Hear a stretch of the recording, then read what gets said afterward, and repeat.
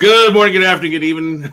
Welcome to this episode of the Note Closer Show. Take two, everybody. I'm your host, Scott Carson. Excited to be back here on the airwaves and Facebook and on iTunes and Stitcher and all of our places that our Note Closer family listens to us on. We are excited this morning to have our good buddy Eric Hyde join us from Torrance, California this morning. It's a little earlier out there than it is here in Austin, Texas. So we are just jacked up to have Eric join us this morning. So good morning, Mr. Hyde. How you doing this morning, bud? I am good, Scott. Thanks for having me here. It's 2 podcasts in one day. Ah, there you go. Exactly. Good stuff. Well, hey, man, we are just excited at the amount of growth that you're having, some of the great things that you're doing out there. Not only doing notes, but you also have a full-time gig as well. So why don't you share with those that didn't catch it the first time here the first minute, what your kind of your full-time gig is, and we'll talk about how you kind of marry the two together. Yeah, so I'm actually a full-time cop. I'm a police sergeant in one of the cities here in Southern California, and I've been doing it for coming up on 15 years. 15 years. That's awesome. Now, was that your dream as a young kid to be a police officer? I know the backstory, but not everybody knows the backstory of what caused you to want to be a police officer. Yeah, interesting. It actually was not. I actually grew up. My dad was a judge. My sister was a cop, but for whatever reason, it didn't hit me until 9/11. And I remember sitting drinking some coffee. I used to work for E-Trade, and I remember watching those towers go down and feeling very helpless. So I wanted to do something in my career where I could help people, be part of something, and I immediately got into law enforcement and have not looked back. I mean, I love my job. That's awesome, man. Well, we have a big spot in our hearts for first responders and the military, and want to say thank you for doing what you do. It's not easy being a cop, especially in today's society and stuff like that. So thank you so much. Appreciate it. Thank you. So one of the great things that we love about the note business is it allows for people to kind of get their feet wet and get started while they are working a full-time gig, a full-time job, or another career. How did you kind of dive into the note business or real estate business? So why don't we talk about your previous history as a real estate investor, any of the things that you did prior to the note business, then we'll dive into how you found notes. How's that sound? Sure. So my first rental was back in maybe 2006 up in Sacramento. I bought my first house in 2000. I think Sacramento back then was like the #1 market. I was calculating how much money I was making a day just in appreciation in my house. Wow. I was the guy that I bought another house, rented out the first one. Bought another house, rented out that second one. And then, of course, 2008 hit, and I went through it just like everybody else. Fast forward to a couple years ago, I realized that I need to do more to take control of my financial future. So I got on Bigger Pockets, started my journey there, and I had this master plan of buy and holds. So I started buying houses, and I realized that California is not the place to invest. I call it the 1% rule. I think most people know about that. California, $800,000 house does not rent for $8,000 a month. But my $100,000 house in Memphis rents for $1,000 a month. Anyways, fast forward, I started buying houses and was enjoying it. Then I came across this notes thing, and I remember coming across Scott Carson, some dude who does notes. It was kind of weird. And read your book, and I realized hey, there's something to this. And that was about a year ago. And in the last year, I get people sending me REOs, wanting to buy vacant houses, and I tell them, nope. I used to do the shiny object thing, like that's a good deal, that's a good deal. But I'm strictly all in notes. I've been making good money. I've been having fun. I've been meeting people, traveling, and dude, I'm in, and I love it. It's awesome. Good stuff. So you took the road of the Bigger Pocket side, which is great because it's a great website for a lot of great knowledge, met a lot of great people. Did you dive in and buy your first note, or did you have somebody that kind of helped guide you along the way? Yeah, so I did have somebody that guided me along the way. And I have a lot of people, being a year into this now, I'm still by far a newbie. But for somebody who's 2 weeks in, I've got a lot more experience. And so I always tell people, and I share my story of what I did, and this was kind of the bigger plan, my plan was to JV with somebody, then do some on my own, and then bring in investor money. And that's exactly what I've done. So I reached out actually through Bigger Pockets. I remember seeing this lady, Gayle Greenberg, right? Who's this lady out in Pennsylvania? And so I reached out to her. It sounded like she knew what she was doing. And boy, did she pull the wool over our eyes. kidding. I know you were on a few minutes ago. I don't see you now, but anyway, so reached out to Gayle and did a 3, and she's kind of helped me along, show me the ropes, and then we still have a couple left that we're looking to exit. Kind of unique story on those, but yeah, I started with Gayle, and then I started doing my own, and then I've been bringing in investor money. That's awesome. And then also, too, just recently, you were the social media winner at No Camp 5.0. I think you had some good information from Gayle Greenberg, who is also the social media winner. Because I have to tell you, you were in it to win it before we even kicked it off. I was not going to lose this one. I'm telling you, I was not going to lose. And if I lost, I was going to show up to Austin anyways, to the fast track. I was just going to show up and go, look, dude, I'm here. I had fun doing that. So if you remember 6 months ago, I was gunning for it. Chris Seveny was doing a great job. And my goal 6 months ago was to win that thing. I'll tell you, mindset is everything. This time around, I'll be honest with you, my goal was not to win it. Total different mindset. My goal was about my business. My goal was to market me, Eric Hyde, not hide behind a logo, put my face out there, put my name out there, market me. And if doing so, if I'm successful at that, then I would have won. And that's kind of my plan. So that was, to be honest, that was my second goal.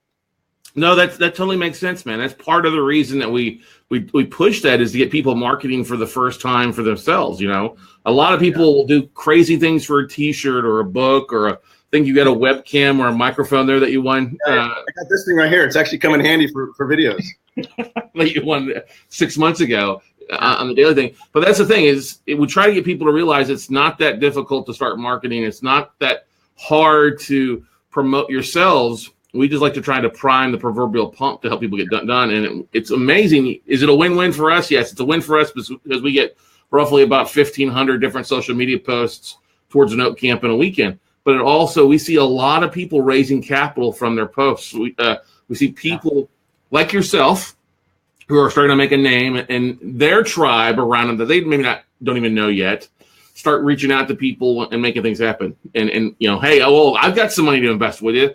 Tell me more about that note aspect of things. And you played that perfectly, like a lot of other people. So kudos to you. And we look forward to having you out here in June. I think it is when you're coming out. Got the whole family. Oh, my mom and my wife are going to come out. They're just going to go shopping, do whatever. But I booked my flight. I'm coming out there, I think that Wednesday night, maybe, or Thursday night. And I'll be there all weekend. So totally looking forward to it. Never been to Austin. That's awesome, man. Well, you're gonna have a good time, trust me. So let's talk about it. So you partnered with Gayle on some deals, and Gayle is listening. She says, "I'm here." She goes, "That's it." She goes, "I taught you everything you know." Boy, the bullshit is getting deep in Pennsylvania this morning. But you know what? I got to give her props. She absolutely, without a doubt, in my note business, there are three people that I want to give props to. One is obviously you, Scott. I follow you, read your book. I'm always up on your Facebook listening to you. And then Gayle for that one-on-one all the time. And she'll text me when she's angry about a decision I've made or something I've done, a phone call. And then the third person is I want to thank myself because I put in the hours and I work hard and I'm dedicated to what I do and I'm all in. So thank you, Gayle. I appreciate it. You're right. You taught me everything I know. Gayle is great. She's awesome. So the great Gayle Greenberg, she's been on here before, and actually she spoke at Note Camp, has had I think the most views on her replay. Actually, now I think about it. But anyway, see if we can top. Say what again, Eric? I was gonna say maybe we'll be a little competitive. I want to see how many views I get relative to how many she got. So there we go. Well, we'll bring that up here later on. So let's talk about some things. So you partnered with Gayle, started doing some deals on your own. Let's talk. How many you did? A couple. Have some good, some bad, the ugly on the joint venture stuff that you funded. Whew. I'll be honest. I've got great. I don't have bad. I have ugly. I guess I'll talk about a recent one that Gayle and I did, and this one is in just the town Oak Ridge, just outside of Knoxville, right? Yeah.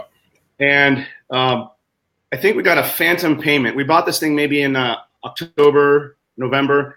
We got a phantom payment. We went through the process, did outreach. I think we used Polaris on this one. And no answer, nobody. All right, cool. Looks like we're going to take it back. Went through the attorney process. it's a CFD, so it's a little bit easier process. And we get to court. We take the house back. Easy, simple process. My realtor goes out there and takes a video of the property. And, man, I'm telling you, this house was ruined, trashed. But initially it was like, oh, man, this thing is a dump. But when you start cleaning it up and look at it, it doesn't look too bad. Well, I swear to you, yesterday, Gayle gets a phone call from the borrower. He showed up back at the house, and he says, I want to work it out. So right now we're in negotiations. The house is a mess. We inherited a boat and a van next to the property. So we're reaching out to the attorneys to see if that boat and van is ours, how that works. So we're waiting to hear back. But the borrower wants in. So I don't know if we're going to rent it. I don't know if we're going to create a new note for the same guy, charge him more. I don't know, charge him fair. And then we'll see what happens. We'll go from there. But that was one of the ones that we did. Another one we reperformed and sold it as a reperformer. The ROI on that was just over 100%, and that was like a 6-month hold period. So that's that awesome. was a run on that one. So on the Knoxville, on the one in Oak Ridge, I'm familiar with Oak Ridge. Oh, you are. So did you guys go in and do some fix-up on it? Did you go ahead and clean it out a little bit, or you just left it as it is? We talked about it. The realtor gave me several quotes.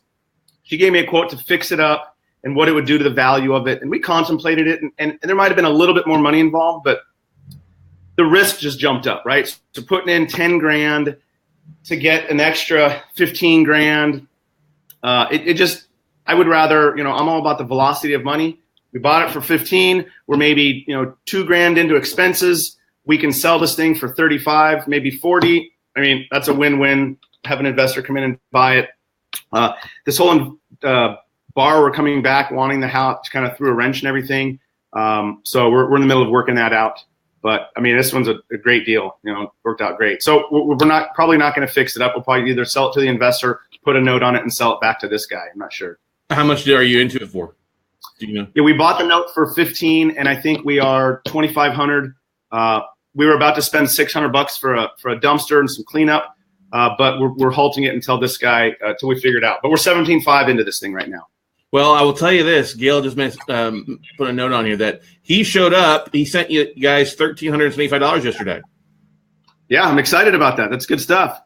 That's pretty good. And then the fact also is she says the plans are to rent to him long term, no equity position until he proves himself. So that's good. So that's good. It's worth, you said 40? You're into it at 17? Yeah, we're into it at 17. We've got that market there is pretty wide swinging. It might be worth 40, maybe 45, maybe higher, maybe a quick sale at 35. So, there's plenty of room to work there. We'll just, not in a hurry, but we'll figure something out here this week. Cool. And let's talk about the numbers on the one you said that was a 6-month time frame, the second one you're talking about. Yeah. So this was Birmingham, Alabama. We bought it for $8,500. I think it was one of the first ones I bought. So contract for deed as well. Contract for deed as well, right? When we initially bought it, I had the realtor drive by. Lawn was manicured. There was like something hanging from the front porch indicating somebody was home. On paper, it only showed that there were a few months behind. So I liked it. Sounded good. We bought it, $8,500. UPB was maybe $22,000, $23,000. Once we got the loan boarded, it turns out that the seller just wasn't keeping up on the records. It, in fact, was performing. So we decided, all right, instead of selling it right now, let's hold on to it. Let's make sure, right, if we sell something, we don't want to sell crap. We want to make sure that it's something good, that it truly is performing. So we held it for, 5 months, give or take, and payments were coming in on time. So we put it together. I put a little video, put it out there, and I sold it to another investor. And, I'm not trying to make 400,000%. I want to do what's fair. So we put it out there at a 14.5 yield for another investor just to sell it quick. Let's have the investor buying it from us make some money. We'll make some money. We ended up selling it for $17,800. We were like $500 in fees into this thing, so maybe $9,000 investment, $17,800 on the sale. The buyer was happy, we were happy. The borrower stayed in the home, and it worked out perfect. That was another grand slam home run, whatever you want to call it. It was fun. That's great, man. Almost 100% return on your money. And it was we see that sometimes is that the sellers don't keep up with their payment streams. And so they sometimes will goof up, especially when you're dealing with a big fund, because I think I know who you guys bought that through, who's a bit of a big fund. We've had that happen a few times too, where we bought notes and then they were actually reperforming. The seller had payment receipts, and once the servicing got transferred over, we bought a performing note at a non-performing price, which is, hey, Christmas comes in July, right? Exactly. That's good stuff. So let's talk about some of the bad. Let's talk about, because people love to hear how people overcome bad situations. Do you have any bad deals? I'll tell you what. I'll tell you about a deal that was almost bad. Because I'll be honest right now, because I've been in this, not as long as you obviously, not as long as Gayle, not as long as most people watching this, but I've got one that I put an offer out there. UPB was, let's say, 42,000. Worked the numbers. We agreed on 15,000, and now comes the secondary due diligence, right? Value on paper through Trulia, Zillow, Realtor, blah blah blah, right? Looked like the value was maybe 40, 45. So bid accepted, and Realtor drives by. She says, "Oh yeah, I grew up on that street. I know that street very well. Yeah, house is worth 20,000 at best." I was like, "Oh man, you're killing me." Pull the title report. Oh, 3,000 in liens. Shit. So I'm into this thing for if I were to put 18,000, right? And I give this example when I have investors that ask me, well, what bad could happen? I tell this story because the bad that could happen if you do it right isn't that bad, right? There's ways to protect your money. So had I purchased this, I would have been 18 grand into this thing, and the house is worth 20. So let's just call it even. Let's say I'm 20 in, it's worth 20. Had I purchased it, I ended up reaching out to the seller, and I backed out. He wasn't too happy. We made amends. It is what it is. But had I purchased it, I would not have bought it at a discount. It may have ended up being vacant. It probably was. But so I rent it. So I put a little bit of money and rent it, and then it takes me 2 years, 3 years to get my money back. So I ended up walking away because I'm in the business of obviously buying at a huge discount. And having, the 7, 8 different exit strategies, I was very limited on that one. So I avoided that risk and walked away. But it could have been a bad situation. But again, in this business, there's so many exit strategies that even a bad situation, you can turn it into a good one. So I would agree to that. There's multiple exit strategies. If plan A fails, go to plan B, C, or D a lot of times. That's what I love about this, 100%. Yeah. Now, what was your biggest aha about that? Was it the fact that not to trust online values, to always put eyes and ears on the property? Yeah, and it wasn't so much a aha, but it was like I knew this, right? I did what I could to get the values, but what I do now a little differently is as I'm putting my bids out there, if it's markets that I'm already in, which I'm at a point now where I've got my teams built, I'll reach out to the realtor as I'm making the bid, and I'll try to time that value with my bid so I can pull from it if need be, or even prior to, right? I might have them drive by, take a look at a house. And so that's my thing is I try to get the value as quick as possible, or whatever I see online, I just drop it. I need a bigger cushion if I'm going to look at it. That's a big thing. I think people need to understand that it's not like traditional real estate or you go under contract and you've got a 7-day option period and you got to do inspections. People get so bogged down into trying to do every little bit of due diligence on the front end before a bid is accepted that they often miss out on some things. Getting a bid offering, and then you've always got opportunity to fade your bid on the back end. I had somebody reach out to me at Joker Broker the other day. So here's a list of assets. Here's a list of notes, and it was just addresses.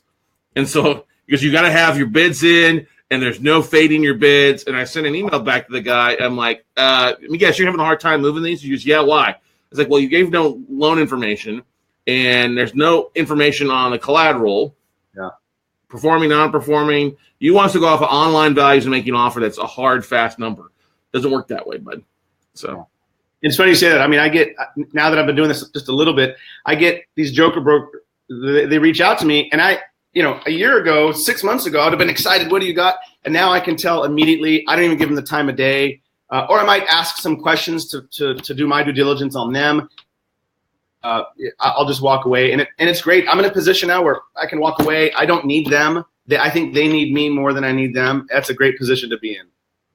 Amen to that. Amen to that. So it's a little bit of a different mindset than the fix and flips, the buy and hold aspect of things.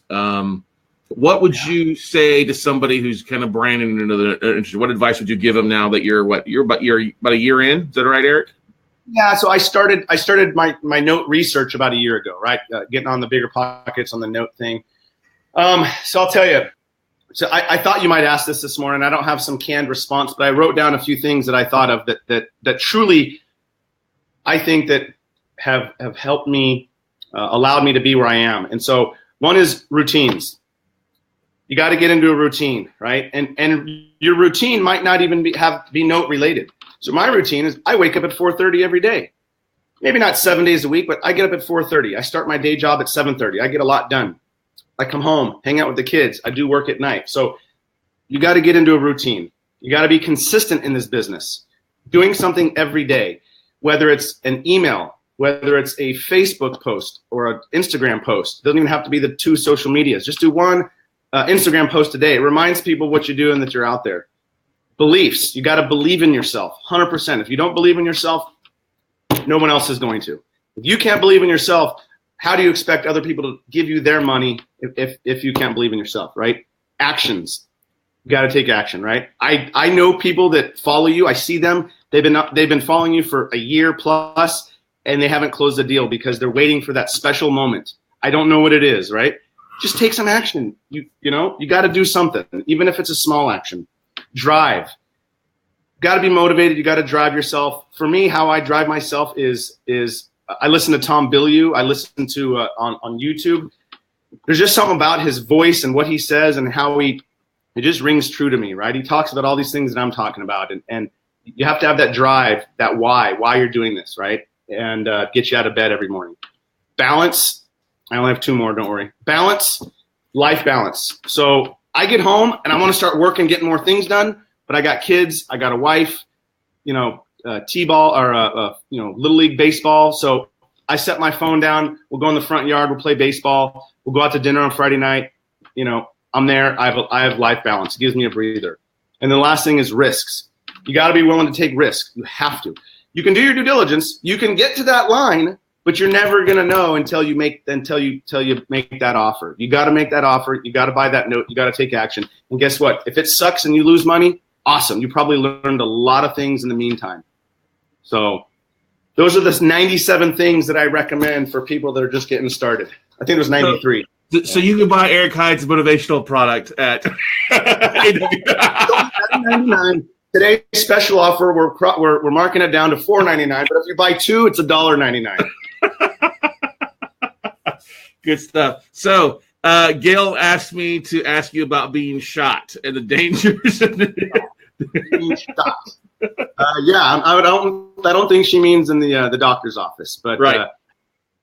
So 10 years ago, I was at work one day and was involved in a foot pursuit, chasing a couple guys. We turned the corner. He ambushed me, and at about a 5-foot range, he stood up and opened fire. And my gun was out. It was this moment that as a cop, you train. They tell you could die, you could get shot. These things, and it's in your mind. You do your best to avoid it, obviously. But I tell you, when that moment happens, it's a whole different world. To think it'll happen to when you're faced with it, whole different world. It didn't change me as to who I am, but it reaffirmed what I do for a living. I enjoy it. When I came back to work about 6 months later, I was motivated and charged up because that son of a bitch shot me. And there's people out there that will shoot other people, and it's my job to help those. And I know it sounds cheesy, but that's the truth. That's why I enjoy what I do. And incidentally, I'm not trying to be a full-time note investor for now. Maybe in another 5 years, I'm just going to keep doing what I'm doing. But I love my job as a cop. It serves a purpose in my life, and I think that I contribute in what I do. And I'm just going to keep doing notes the way that I'm doing them now. So, well, you don't have to be around you long, whether it's online or video or stuff like that. Know that you've got a big heart and a big passion, and also a great sense of humor about life and having a good times too. I think definitely if I was out in California a bit more often, we'd be drinking bourbon and smoking cigars on a pretty regular basis. I tell you, buddy, I can make a mean old-fashioned. And anytime you go to a restaurant, it will not be as good as what I can make. So there you go. Good stuff. Good stuff. So let's see here. Athena says, you guys have questions for Eric? Now's the time to type those into the comment section. Glad to share. Athena says, love the Joker Broker comment there. That's good stuff, Athena. Great stuff. So let's talk about this. So you've gone from, you're still a police officer. Love what you're doing. It's great. You're great balance. Life balance, work balance, doing something daily. Now, let's talk a little bit more about that with your note business, because I agree there's highs and lows. There's sometimes you see more tapes, others you don't. Once you've been around and started making a name and commenting, you will have joker brokers or people reaching out to you with assets, which makes it a little bit easier. What would you say to people that have been around for a month or two and they start getting a little frustrated because they've been reaching out to banks, or they're trying to get tapes in, but they're not seeing anything? What kind of advice would you give them? Network. You got to network with people that are, whatever it is that you're trying to do, find somebody who's doing it and work with them. Whether it's, we talk about take them out to dinner and buy them a beer, whatever. That's great if they're local, but maybe they're not. I think you have to add value to somebody.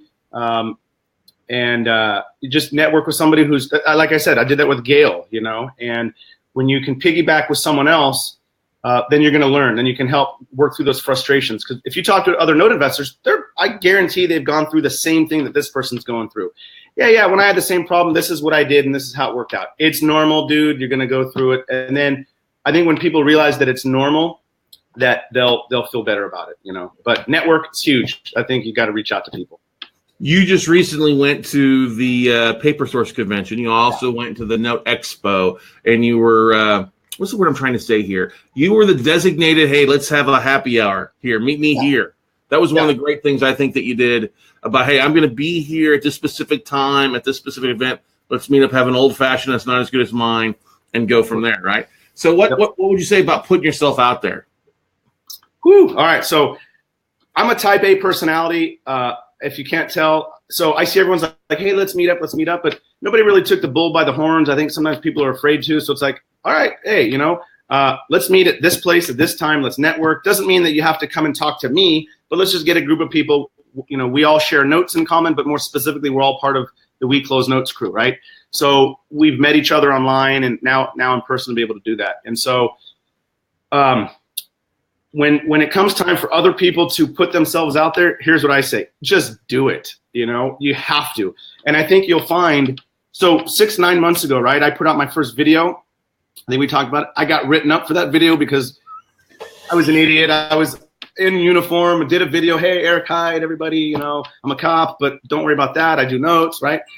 Well, sometimes if you're too successful, it gets out, to. And I'm not saying I'm too successful, but it reached, my friends and somehow got to the chief, and I got written up, took it down, whatever. But you got to be willing to take that risk. Put yourself out there. Who cares?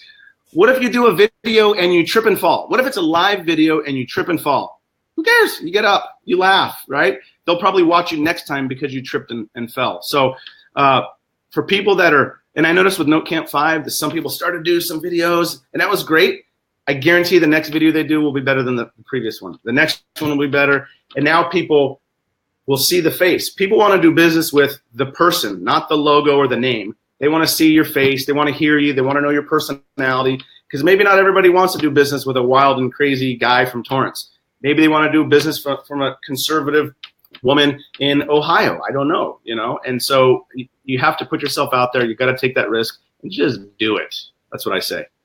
Amen to that. We got another Gayle. Our rocket scientist says, don't stall, just call. That's a new hashtag we'll have to use with that one. Don't stall, just call. She says, I got that from Scott Carson. I don't know. I don't remember saying that. You sure you got that from me, Gayle? I think you got it from yourself. Let's see. Cedric asked a good question here. And it's a good transition to kind of where I wanted to go next with you. Cedric asked the question. He goes, were you ever worried about getting a JV partner in time before putting in a bid on one of your earlier deals? So I think you were funding a couple deals, joint venturing with Gayle. Then you've used your own money, right, to fund a couple deals, and now you're raising money. Yeah, exactly. So here's how I do that. So when I started to JV with other people, and obviously if this is going to be a JV deal, if I'm ever going to JV with somebody, it'll be a deal that I would own myself. If it's not, why am I buying it, right? So I would buy the note, and as I'm putting my bid out there, I'm marketing it. Well, if I'm going to use my money, I'm not pressed for time. I do not like to have my back against the wall. I don't want to ruin a relationship with a seller because I didn't fund it when I said I could fund it. So one of the things I do when I'm putting a bid is I'll tell them I will fund this thing on this date. And guess what? When I say that, I do it. So I fund it, I market it, and then they will replace that money, and then I'll go out and do it again. And that's how I've been doing it. Now, I'm not a multimillionaire, right? Gonna run out of money. So what I'm doing is I have an preferred investor list. So as I'm putting bids out, I know in my preferred investor list who is ready to strike. I know who is ready to fund a deal. I know if it's gonna be from an IRA account that might be a little delayed. I know if it's gonna be cash and they can wire it same day. And then I get that person prepped and ready to go, show them what I'm putting out there. If they're interested, we go from there, and then we'll fund it straight from their account over to the seller. It's music to my ears. I love it when people are coachable. And dude, this is all, honestly, Cedric, everything is from what Scott has taught. And then, of course, since Gayle taught me everything I know, what Gayle has said as well. So, and then I taught everything that Gayle knows too. So. Love you, Gayle. No, Gayle's extremely knowledgeable, very coachable, does some great things. Yeah, I love Gayle. So let's talk about some of the things that you're doing to raise capital these days with because you did a lot of people said, listen, I want to kind of prove concept, which kind of drives me bonkers, but you proved concept. You funded a couple deals with somebody who's got some experience. You've gone out and bought a few deals on your own. Like, okay, we get this rock and roll. We're making some money and some stuff like that. Now, what are you doing to raise capital or marketing to your tribe that you're closer to now? What are some things that you're doing, Eric? So one of the things, I mean, for those who may not know, I've been really getting into making videos. I got a new sign I put in my garage. I'm looking at some different studio equipment, and I'm just putting out content, right? Nothing behind it. So I want people when they think about notes, I want my name to kind of rise to the top of, oh, I think of Eric. I just got a referral yesterday from somebody in the Midwest who, so-and-so was saying good things about you. And that's great. I want my name to start getting up there to help me raise money, but also for the investors so they can place their money and start getting a good return. So I'm doing these videos. I did one the other day on the difference between ROI and yield because I realized that people get confused with that sometimes. So I do content, video marketing. I have my email blast. I have my Instagram, a little bit on Facebook. Their analytics are kind of tweaking me right now. So not sure what to do about that, but just going to keep pushing, doing something every day. Once I do a video, I think about the next concept, whether it's a video of something that's not generating money. It's just something that people can watch and appreciate, hopefully. And then also when I sell a deal or when I market a deal, I like putting a video to it so people can, a little bit of music, a little bit of pictures of the property. Thanks, Robert. Appreciate it, buddy. Anyway, so yeah, I'm just putting myself out there. I think the more you put yourself out there, the better you're gonna do. So when people they see my face, they get to know my name, they see the deals that I'm doing, and then they want to be part of that. So raising capital for the last couple months has been amazing. I'm at a point now where it's like, oh my gosh, I've raised almost more capital than I can find deals, but that's not a problem. With the network I have and the contacts, I'll just turn to them and start looking at more deals and start putting bids on more deals. Instead of one at a time, I'm gonna start doing 3, 4, 5 at a time so I can go out to my network and go, all right, cool, here's what we got. Love it. Taking things to a bigger place, which is great stuff. Let's see, Clive says, great stuff. Good stuff, guys, which is good. Thanks for sharing, Clive. Casey says, what's Casey say on here? Grandmaster Scott, that's funny. So let's talk about some of the videos. Are you doing straight from your smartphone, doing most of the editing, or do you have? It is this. I'm telling you, it's so weird because I keep resisting the urge. I'm like, I got to get something better. But I mean, this just works because I can just do the video from walking in the backyard. But I do, I joke around a lot. I got the funny video in the backyard, but there's a time and place to be a little more serious, be set up in a situation. I don't want always to have my, kids in the background, which is fine, but I'm in the midst of working something out in the garage with my logo, maybe get a camera that's not always my phone, that's just kind of in a fixed position, and then just start pumping out content. So yeah, right now everything's on my phone, and I'm using iMovie. So I'll use Canva to put together some slides in between, and I upload it to my phone, and I will literally I'll be in the bathroom with my phone editing the video, So I can do it anywhere, and it's worked out great. There might be better quality stuff, but this is what I'm doing. I'm going to avoid the urge to insert jokes. Yeah. What I was doing, I was in the bathroom washing my hands or something. Yeah. Your wife's like, quit playing with your phone. Quit trying to make your thingy look bigger. Zoom feature. Wait a minute, that's not good. Yeah.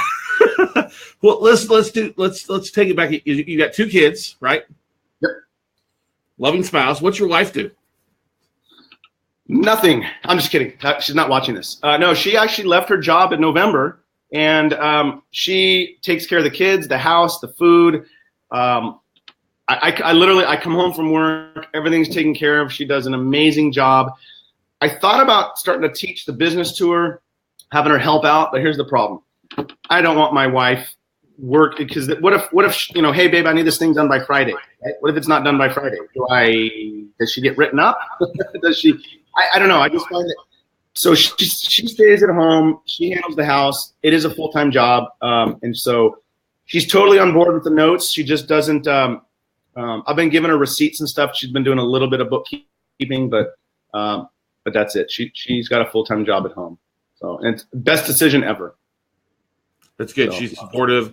She went to Vegas and hung out at the pool. Kept you. Yeah. So I flew her out on Friday. She and my sister hung out at the pool while I was networking, and then we actually, a group of us went to dinner a couple nights, and so she got to meet a few people: Mark Hamrock, Jason Dodge, Andrew Bogey. There's a group of people. Yeah, Neil Clausen. It was fun. So she's like, yeah, those are cool people. She thought it'd be a bunch of older, stuffy people, but yeah. No offense to the older, stuffy people out there. It's a pretty cool group of people. We're elders all have different interests and different things we all come from, and it's a pretty good fruit. Matthew Hell says, good morning. Hey, friends. Good to see you. What's up, man? How you doing, buddy? Casey says, thank God you don't have smell-o-vision on your phone. Smell? Hey, mine doesn't stink anyway, so we're good, Casey. It's all good. So that's you brought a couple things up. Yeah. Couple big points here I want to make with people here this morning. You're using your phone. You're doing something on a daily basis for the most part. Do you have that daily basis kind of down a schedule or on your calendar so you know what you're doing every Monday through Friday or Monday through Sunday? So the answer is no, and I'll expand on that a little bit. That's one of my weaknesses is I'm like an ADD guy. I'll do an Instagram, a Facebook, a this, that, the other. It's like if I'm at home and I'm emptying the dishwasher, I get distracted by the laundry before I'm done with the dishwasher. The next thing you know, I'm changing the channel and getting a drink. So I need to get better at scheduling these tasks. So I just I wing it each day. And as far as, when I wake up at 4:30 in the morning, I'll jump on Canva, turn on the TV, and I'll just put something together, put it out on my Instagram. And then maybe when I get home from work, I'll put something together, send it out. And then on the weekends, I'm doing my videos. I'll try to do like on a Friday, I'll kind of write down or brainstorm what it is I want to do. Saturday, I'll do a video shoot. And then Sunday, I'll edit it. And then usually by Monday morning, I'll put that out because I find that based on my the analytics, Monday morning before people wake up is the best time to put that out. So I kind of do it that way. I think it's Cody Cox that does it, or maybe it's Adam Adams. Sorry, guys, if I got you confused on who's doing it. But Monday is Monday is marketing. Tuesday is due diligence. Wednesday is it. So I don't want to be stuck to a schedule to such a degree that that's what I have to do. I like to be a little more flexible and dynamic, but I do need a little more structure within my marketing and how I'm doing and what I'm doing. So sure. That's good tip for everybody. But at least you're getting stuff done. Your focus is decent. Yeah. Would you say that your videos or what other type of marketing has been your biggest bang for the buck when getting it out to your tribe and raising capital? Two things. Videos, 1,000%. For anybody out there contemplating doing videos, I'm telling you, do a video. Secondly, MailChimp, your marketing campaign, your email campaign. And guess what? You can embed your video into your marketing thing, right? So one of the things I'm starting to transition to is, so I get these emails from people and they're like 93 paragraphs long. I'll be honest, I don't read those. I look at who does it. Cool. If it's somebody that I'm friends with, I might spot check it a little bit, or not spot check. I'll read, see what's going on, but I don't read it otherwise. So I try to do quick block about what it is, the video, and then some what's upcoming, what's next, whatever. People don't want long emails, but videos, nor do they want long-winded people, which sometimes happens. But videos and emails, 100%. Yeah, that's the biggest bang for the buck for people. That's why I keep selling. That's why I keep saying emails are the biggest. Emails going to be your biggest way to get out, communicate. 4,300% ROI. And video is just an easier, faster way of saying what you're going to write in an email. And anytime you can incorporate it, you can do a great job. I like to call it like the ESPN way of marketing. Okay? Yeah, all right. ESPN, I know. If you go to ESPN.com and click on the articles, you'll see how it's written. And it's basically the same thing. You often have a video or image on top, social sharing, or they'll have the rest of the written word below on that as well. So that's one of the great ways they use image, a video, or a photo to really drive traffic. Right. It's an easy way to do it. And I think the numbers, the statistics, they say by 2019, 80% of all content will be video content. So I'm trying to get ahead of the curve because let's face it, as we move forward in time, we get, I don't want to say lazier, but we're doing more. So we don't want to read some long article. I'd rather just give me a 1 minute, 2 minute video I can watch on the way to work or when I'm at home. And I think that's the best thing. And I look at like the 80-20 rule, the idea that, if 80% of my productivity is coming from 20% of what I'm doing, well, what is that 20%? And for me, it's those two things, videos and my emails. For a while there, I was testing Instagram. I was really pushing hard with Instagram. And there was not really much conversion. There was not a lot of, some likes and this, that, the other, but it wasn't really doing much. So I shifted my focus, not away from it, but I just shifted it a little bit less and more on what's working. I still do the Instagram because some people, that's their angle and that's how they follow me, So. Well, it's really easy still to share the images on Instagram with just a click of a button. And now that it's owned by Facebook, it's pretty easy to do. The beautiful thing about video is it's going to be around 24/7, 365 days a year. Once we throw it out there, provide that the YouTube gods or the Facebook gods don't get mad and delete the video.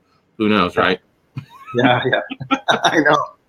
And for those that don't know, the attention span of a goldfish is 9 seconds.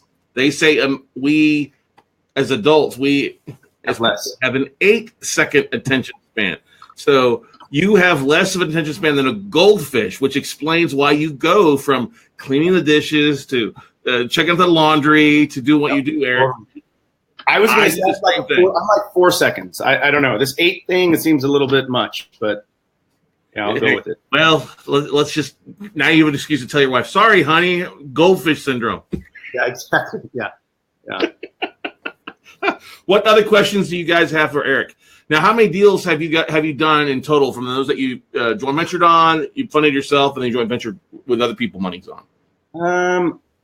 I don't know the exact number. I want to say I might be up to 14, but that includes there was a 15 maybe. But I did that includes I wholesaled a couple. I actually bought and held one and just sold it because I got it at a good deal, sold it at a good deal. And so I think right now in my portfolio, I'm managing, including the ones with Gayle that we still have, maybe 9 that I'm managing. And then I have some bids out there right now. I should hear back today on a couple. And then I actually have a slightly different strategy that I've been doing recently when it comes to performing, because performing notes might turn non-performing.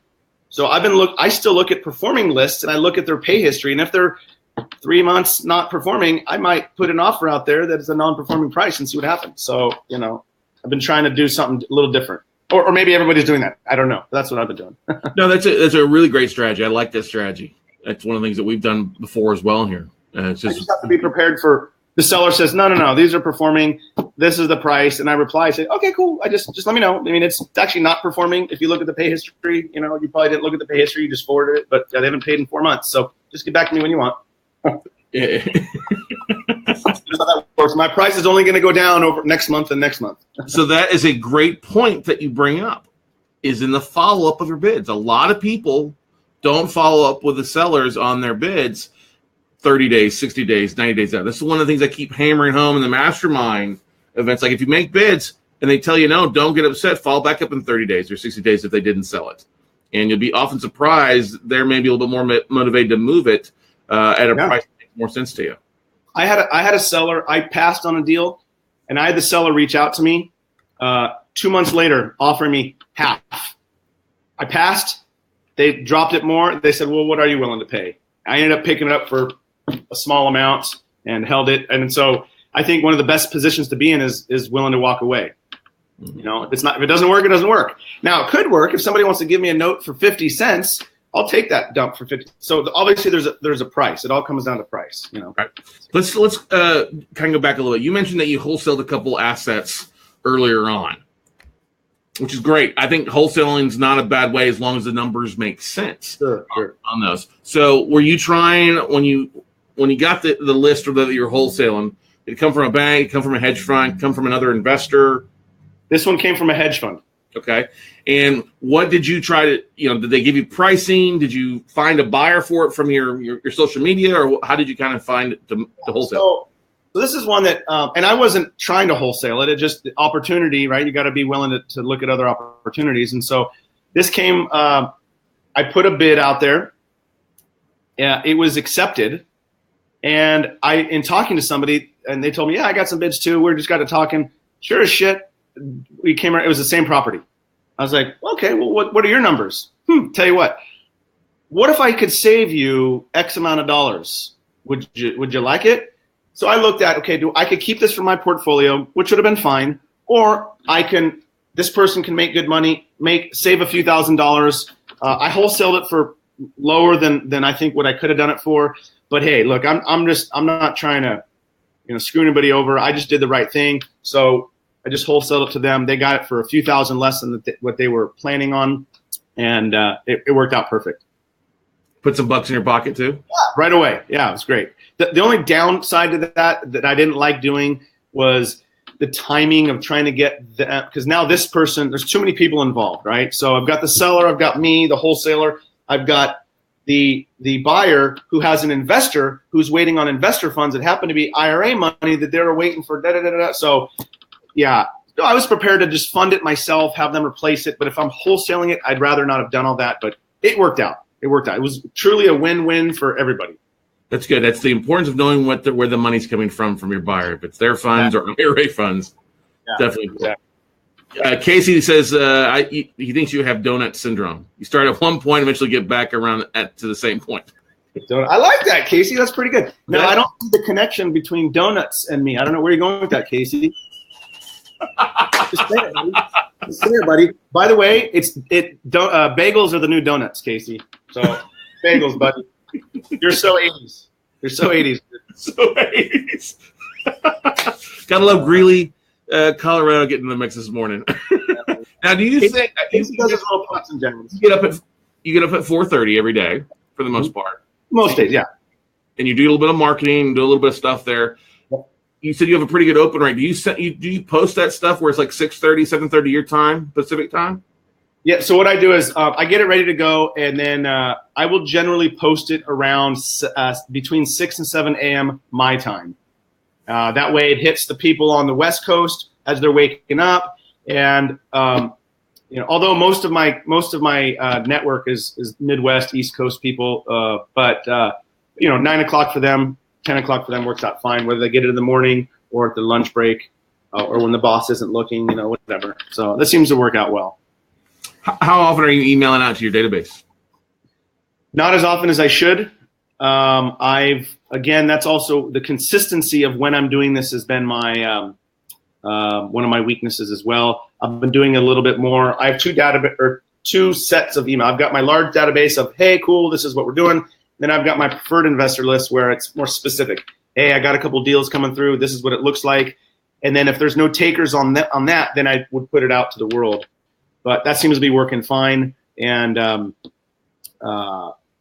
probably recently I've been doing, my goal is every couple weeks, just put out some content and send it out to everybody. I don't want to bombard people too often. Like, oh, here's another one. But I'm cool if people want to unsubscribe. That actually just gives me more space in MailChimp to add somebody who cares. So. Amen to that. Have you had anybody that you were surprised in your kind of local market, your colleagues, your friends or family, anything that have approached you after seeing you do this for a while, wanting to invest with you? Yeah. But so yes and yes. It's funny because I have these people at work are like, who's this Scott Carson guy, dude? Who's Scott Carson? What is this? So a lot of people have come to me. My son the other day, my 7-year-old son talked about Scott Carson. Yeah. He hears it in the background, but no, I've had a lot of friends from work ask me about it. It's almost, I would almost prefer not my close network of people, because then they're going to see me every day or every week. Hey, how we doing? How's it going? So I don't push it with them. I don't push it with anybody. I just put out what I'm doing. And if you're interested, you're interested. Cool. Because I just let it speak for itself, but friends near me ask all the time, but most cops have like 500 in savings, $500, they're not, they buy their cars and their boats and toys. So they're not really investors per se. And do you have a set schedule that you're working every week there, or does it vary? Yeah, so it is set. It used to be about a year ago, they moved me from patrol. I'm in charge of our gang unit now. So I work, banker's hours on paper, usually like 7:30 to 5:30. But if we have an early morning search warrant or we have some shootings that happen, we got to do a little more work, go in at like 1 a.m., 2 a.m., stay till midnight, whatever. So it bounces around, but generally it's 7:30 to 5:30, weekends off. That's cool. That's awesome stuff. You had a deal that worked out as a win-win situation. Recently, you reached out to me about 2 weeks ago before I went on vacation about a deal getting modified. You want to talk about that, or was that one of the case studies that we talked about beforehand? Let's see. I've had a few. There's been a couple lately that have worked out great. Okay, yeah. There's been quite a few actually good ones. And I think this is the one. We were literally 20 minutes before court. 20 minutes before court. Well, let me back up. The day before court, we'd heard nothing from the borrower. We had tried to work something out the prior month, and she just dropped all contact. So the day before court, I decided, I'm going to call this borrower myself. I've had some pretty good success reaching out to borrowers personally. I talked to Joel Markovitz about the legalities of that, and we're good on how I'm doing it. So I reached out the day before, and I asked her. I said, I'll call her Jen for the namesake. Hey, Jen, how you doing? Just want to find out, what your plan is, if you want to stay in the house or not. I really don't want you to. I really don't want to take this house from you. What's your plan? Tell me your story. So she tells me the story, and we talk about saving her house. And she decided she would try to get some upfront money. I said, you have 12 hours or 24 hours. Court's tomorrow, but I really want to help you. 20 minutes before court, she calls me. I got the cash. I said, all right, perfect. Give it to my attorney.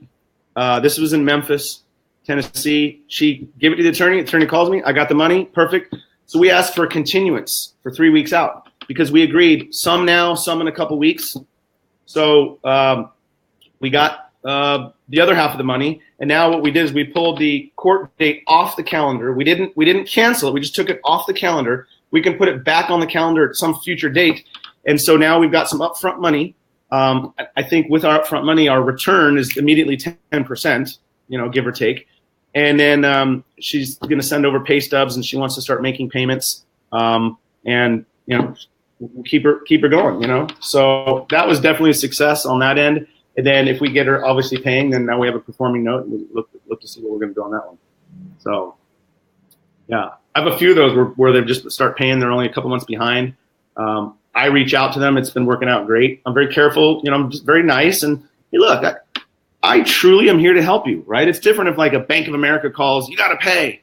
But hey, look, what's your story? What's going on? I want to work with you. Let's work together on this. You got to stay in contact with me, because if not, we'll take the house. I don't say it as a threat, but it's just a matter of, what do you want to do? I put it back in the bar. If you don't want to stay, that's fine. That is fine. We'll get you out, and move forward. So that outreach has been working wonderfully. It is. A simple phone call can save you a lot of funds, can save you a lot of money, and also make you a lot of money too. And I don't do that immediately. I let my services do their thing. If they're successful, great. I don't do anything. If they're not successful, I will generally then just reach out and I introduce myself very loosely. Hey, how you doing? This is Eric. I don't say where I'm necessarily. If they ask, I'll talk to them a little bit more about that. But and just kind of soft-spoken, very caring, because I truly am. I truly want to work with them. This woman was in tears when I told her that I would work with her. She was in tears when she called me at court, saying she had the money, and she was very appreciative and thankful for being able to work with her. I said, all right, court's canceled. You got to follow up with me. But she was in tears, which validates what we're doing, you know. So yeah, it was good. Good to be able to do that. Good. Who's your servicer that you're using? I use Madison. Some with FCI, but everything else is with Madison. That's good. Shantae and their whole crew over there do a great job, don't they? Yeah.